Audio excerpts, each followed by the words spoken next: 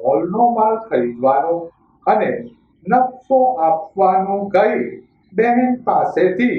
₹95.53 લાખ ઓળવી જનાર ભાઈ ભત્રીજાને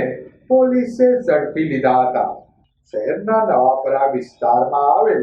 પ્રાઇમ ફ્લેટમાં રહેતા ગુલશનબેન હસનભાઈ શ્રીમાળીએ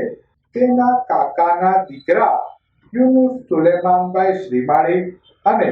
તેના દીકરા પરવેઝ યુનુસભાઈ શ્રીમાળી વિરુદ્ધ ફરિયાદ નોંધાવી હતી કે યુનુસ અમદાવાદમાં અનાજ, કરિયાણા તેમજ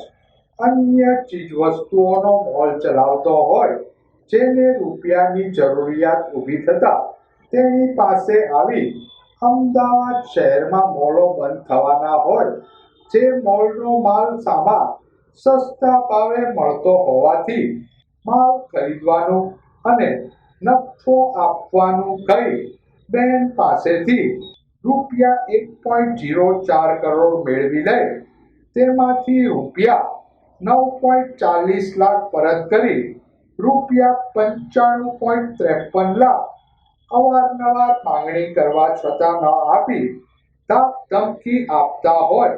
જે મામલે મહિલાની ફરિયાદના આધારે પોલીસે બંને ઇસમોને ઝડપી લીધા હતા.